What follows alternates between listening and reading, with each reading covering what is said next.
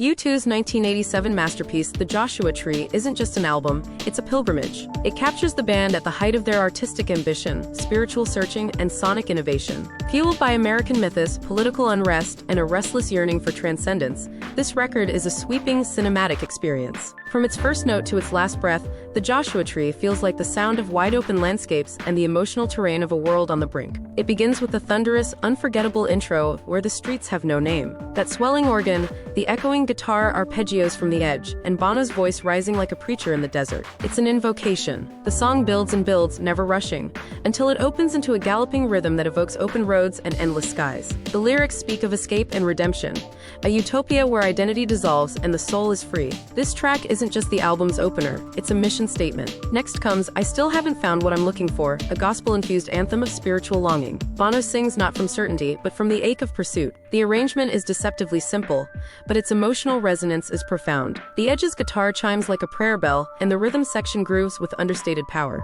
This is not a song of despair, it's a hymn for the seekers, those who find grace in the search itself. With or Without You might be U2's most iconic ballad. Built around a haunting bass line and the steady pulse of Larry Mullen Jr.'s drums, the song simmers with restrained passion. Bono's vocals are intimate, wounded, and cinematic. The tension between presence and absence, desire and denial, forms the song's aching core. It's not just about love, it's about the cost of connection, the fracture lines beneath even the most passionate bonds. Bullet the Blue Sky slams the spiritual with the political. Inspired by Bono's trip to war-torn El Salvador, the track channels rage and helplessness into sonic fire. The Edge's guitar snarls and screams like incoming missiles. Bono, half singing, half prophet, spits out lyrics that blur the lines between battlefield and stage. It's a thunderous protest wrapped in industrial blues. Running to Stand Still brings a stark shift in tone. This somber ballad, set in Dublin's heroin epidemic, strips everything back to piano, slide guitar, and quiet anguish. Bono paints a portrait of addiction with empathy and poetic restraint. The song slowly unfurls like a prayer at dusk, intimate and bruised, capturing the cyclical nature of escape and relapse. Red Hill mining town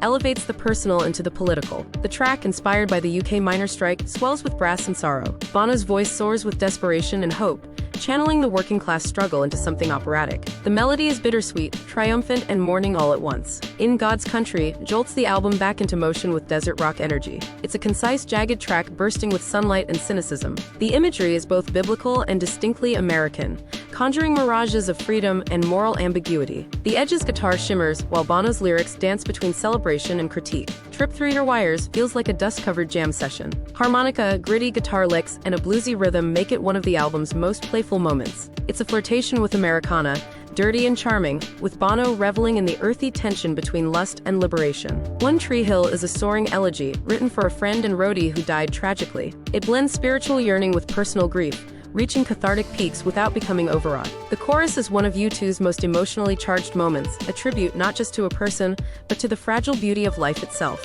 Exit takes the album into darker terrain. It starts as a whisper and builds into a storm. A character study of a disturbed mind, the song teeters on the edge of violence. The arrangement is taut and unnerving.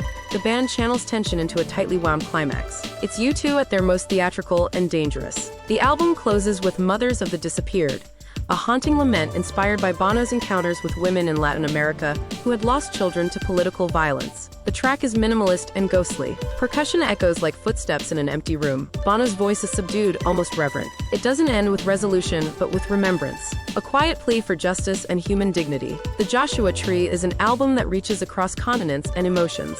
It grapples with faith, conflict, love, loss, and redemption, all while pushing the boundaries of rock into new spiritual and political territory. U2 fused heartland rock with post-punk minimalism, gospel with protest song, arena-sized sound with intimate storytelling. What results is a timeless work, one that doesn't just demand to be heard, but felt. And decades later, its echoes still reverberate through canyons, chapels, and city streets.